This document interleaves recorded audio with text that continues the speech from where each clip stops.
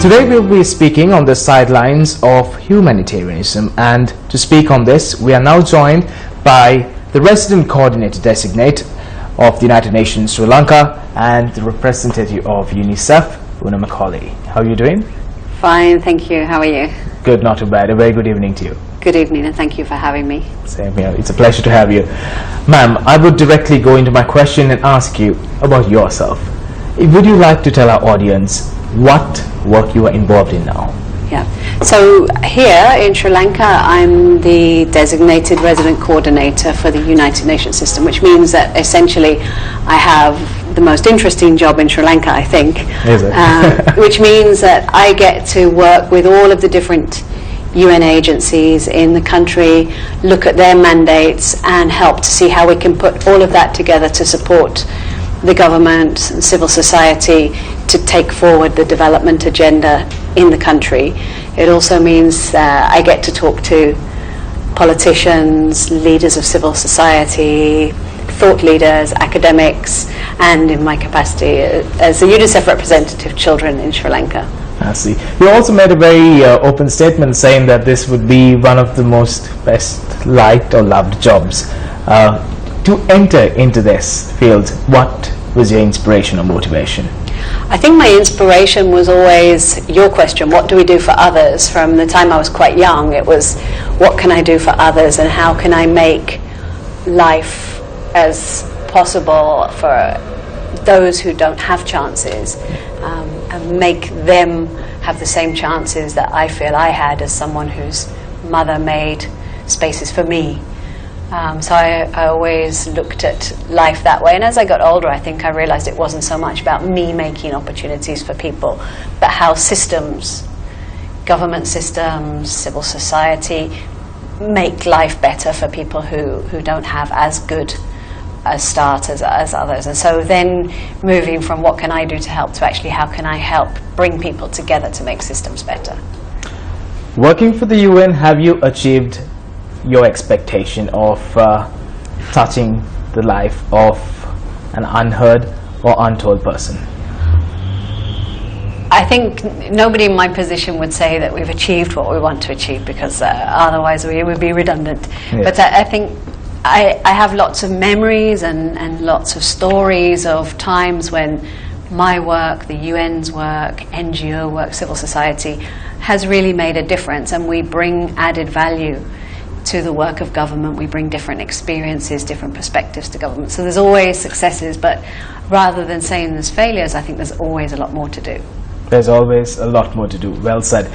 And also, you have been designated for the resident coordinator of Sri Lanka, United Nations Sri Lanka. How do you find this position? Well, I would say that it's probably the most challenging that I've ever had. I think I've been very lucky in the sense that I'll take up the post in August, but I've been acting in this position now for 6 months, and I was always very keen to follow my predecessor and how he worked, so I had a very good mentor. So I feel confident that I'm as ready as anybody would be. It's a huge challenge. It's a time when Sri Lanka has so many transitions ongoing, and knowing that part of my job is to help in those is quite humbling.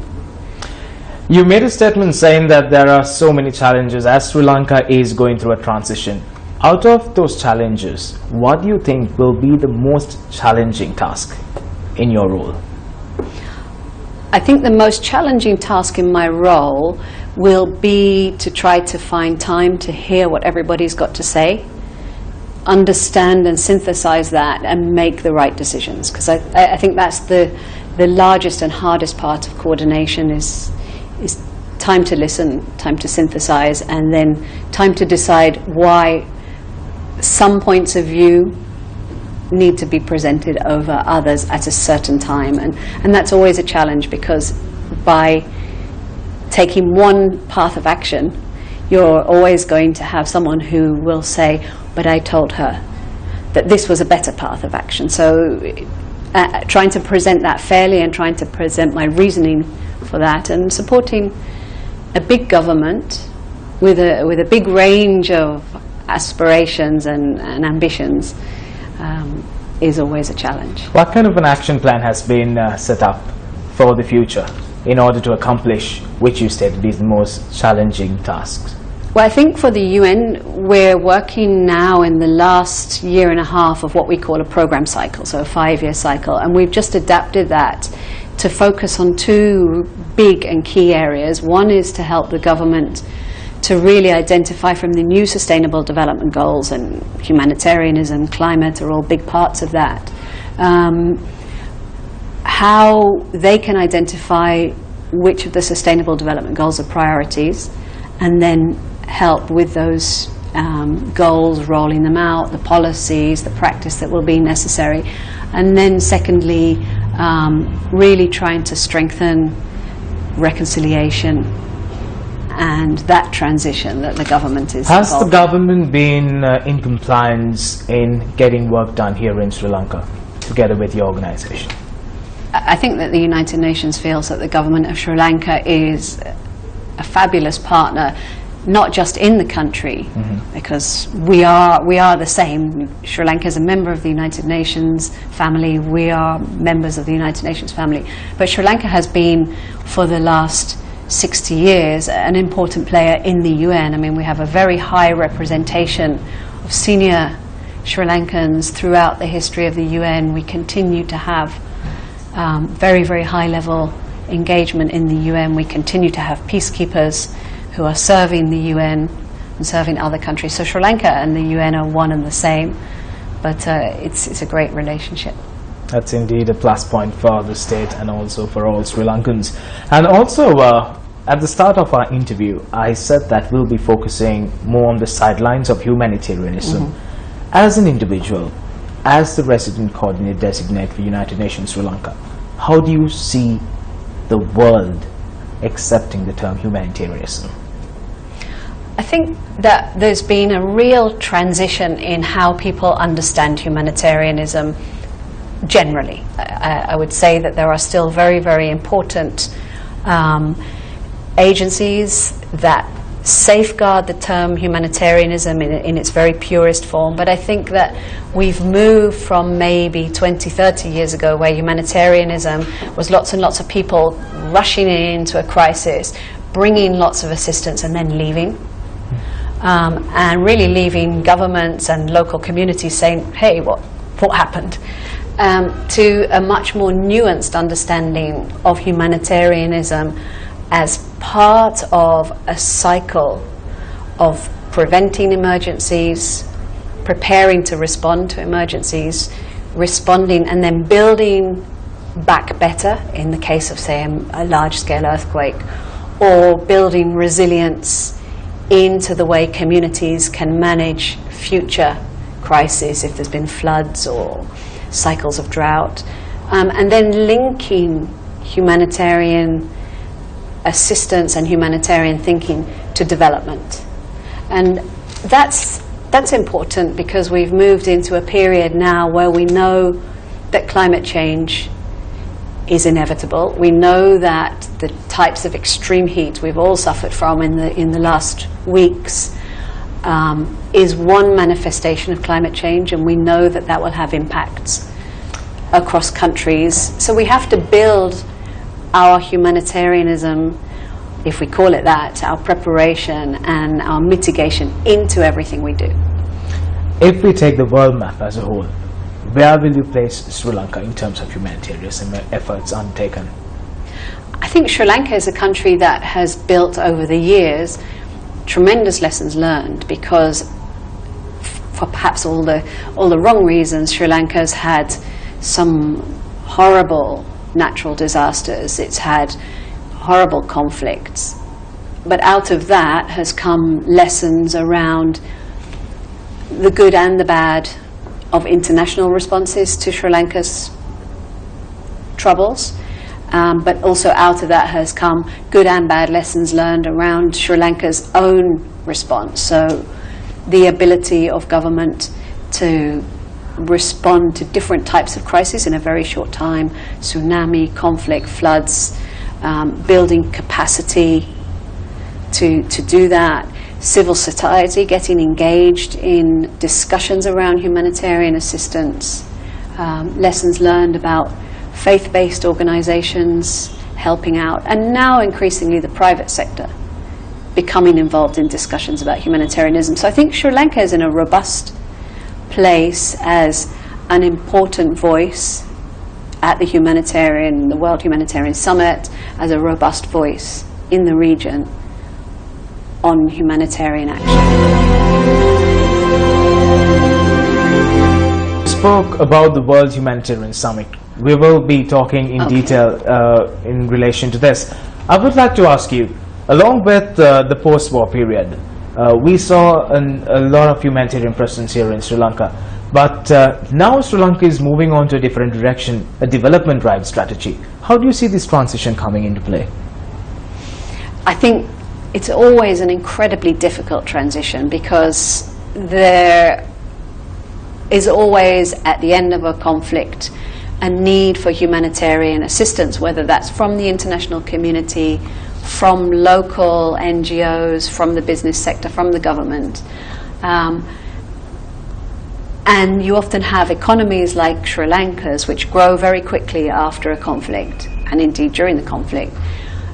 And the country moves into what we call middle income status, but that leaves another cliche, which is a middle income trap, which is there are parts of the country that remain quite poor and remain with quite immediate needs, while parts of the urban parts of the country, some of the rural areas, become quite prosperous. And of course it's very natural that international assistance changes. Emergency money goes to the parts of the world where there are more important and bigger humanitarian priorities, and international assistance reduces at the same time that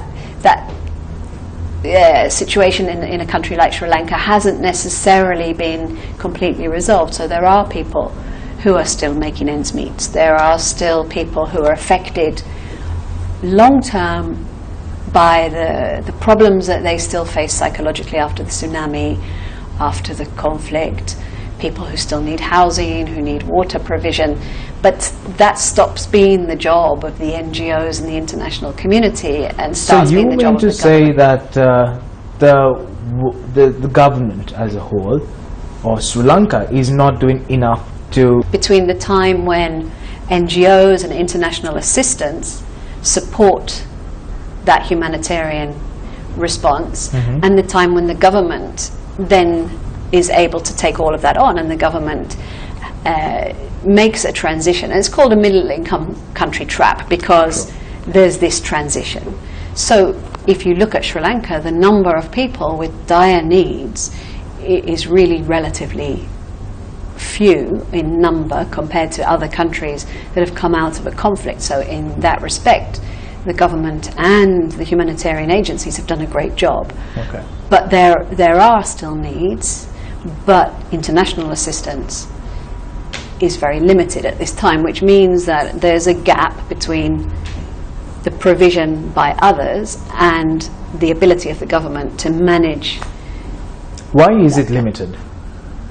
The international community assistance and national NGO assistance is limited because there's less and less funding, and because many of the people who've worked on Sri Lanka in the past are now being called to work in Nepal, to work in Central African Republic, to go to Syria, to take the experience that they've had and the capacity that they've built here to other crises. And funding is limited, and as the government organises and indeed is working hard to get housing and water and other facilities, humanitarian facilities to people, there's always a shift in how. In one way, I would like to say that if the world around does not look at Sri Lanka anymore as a war zone, which is a positive thing, then if international aid is not flowing into the country, it becomes a negative aspect. How does this play? It's a difficult one, because it's not necessarily negative. It's very positive that Sri Lanka isn't seen as a war zone, and in many ways it's positive that money isn't coming into the country, because it means that the international community feels that Sri Lanka is now able to take forward its own humanitarian assistance and its own development.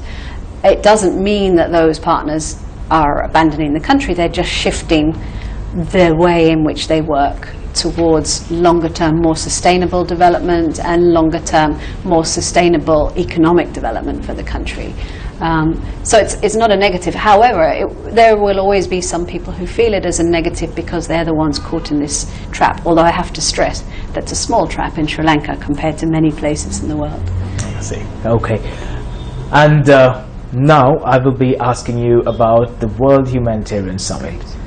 Well, our audience too would like to know, what is the World Humanitarian Summit and why is there a World Humanitarian Summit being held?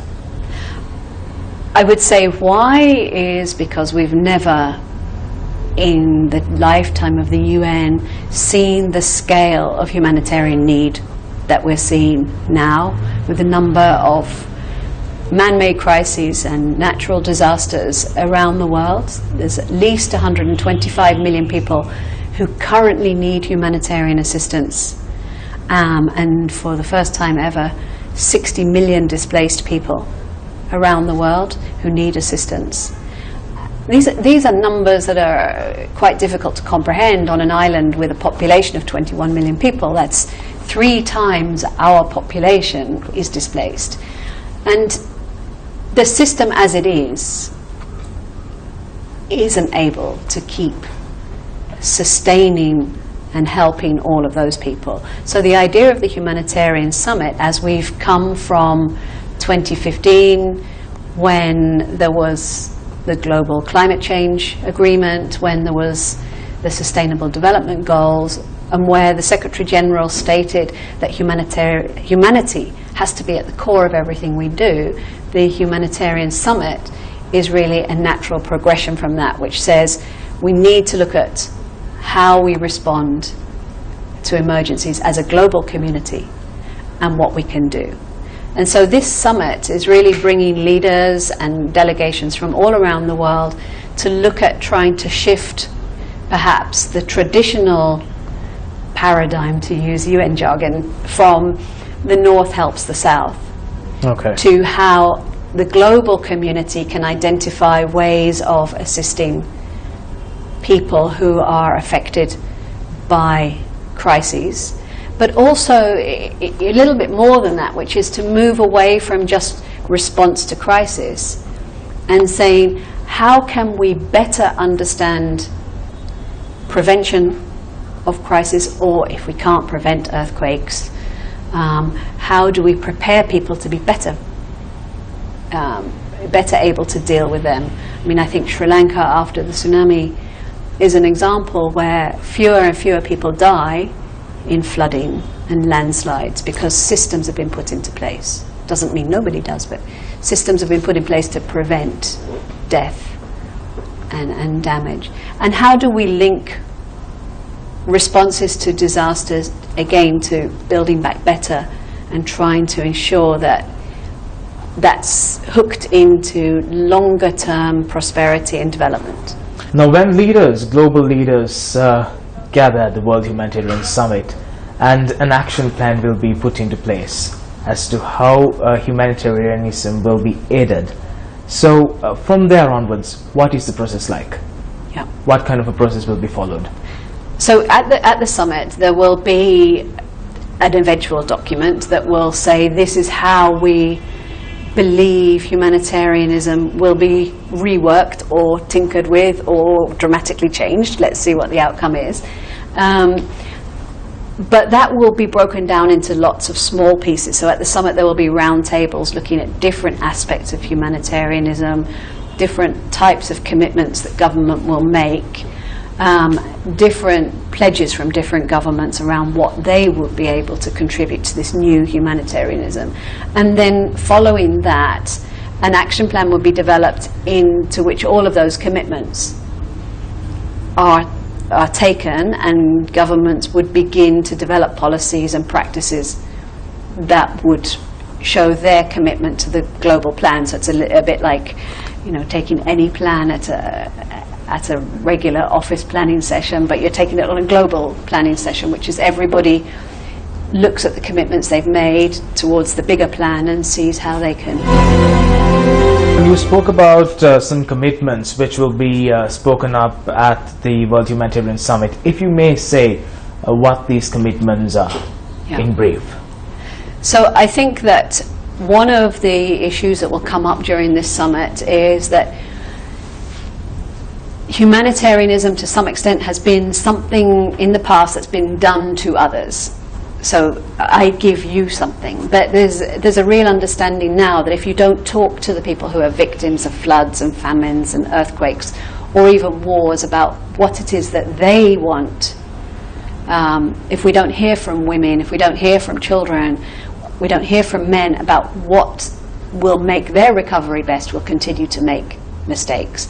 So one thing that will come out of that is a much more inclusive discussion. That will include donor governments talking to governments of countries that are affected. So broader consultations. I think changing how humanitarianism is financed at home in countries, but also how countries like Sri Lanka that are now becoming prosperous countries would increasingly contribute either with search and rescue teams in the first place, or with perhaps soldiers who could help with rescues, and eventually with development financing for countries that are worse off than Sri Lanka. So it's a change in how we see our global responsibility to those who are in need. I'm not sure if you may answer this question, but then I think I should ask you this question. If, we'll say, the World Humanitarian Summit gets together and the summit is being held, what will Sri Lanka, what is the main thing that Sri Lanka would gain out of this summit? If there is one notable feature or one thing that Sri Lanka could get out of it, what would that be?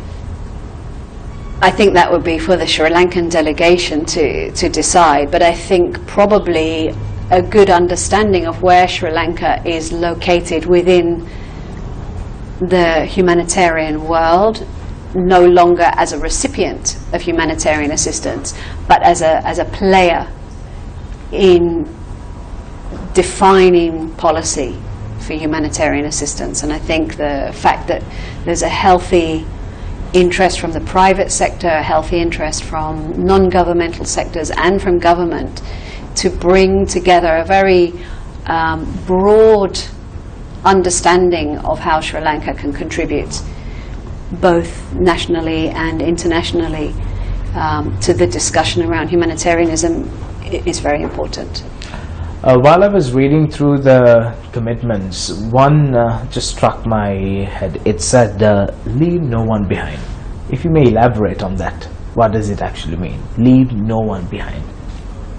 I think for the UN, increasingly we've understood that humanitarianism, development, has to be equitable, that just saying growth and development are important, just saying we'll assist some communities and not others.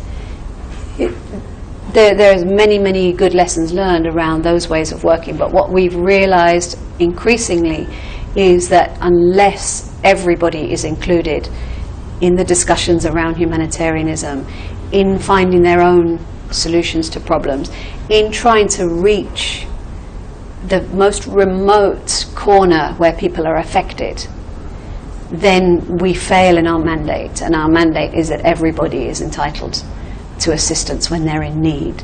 And leaving anybody behind means that we and governments are failing in our obligations to those people.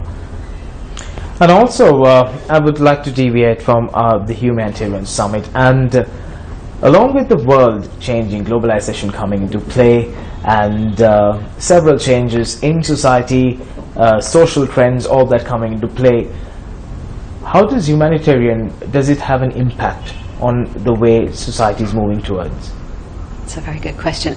I think that the world is changing at an incredibly rapid pace. There's no doubt about that, and I don't think any of us can predict what technology will be able to do for us in the next few years. And I mean, I have a phone that can do everything except make my tea in the morning. So I know that change is amazing. I think, for example, at this World Humanitarian Summit, there'll be a whole side event on innovations. And that means that it's not just the UN and NGOs, civil society and governments now becoming engaged in humanitarianism. If you look at what happened in Nepal, Facebook immediately is flagging people to say these people are safe. Computer kids sitting in their bedrooms in London and Kenya and sitting in their bedrooms in Mumbai can start using satellite images to indicate where the search and rescue people should go.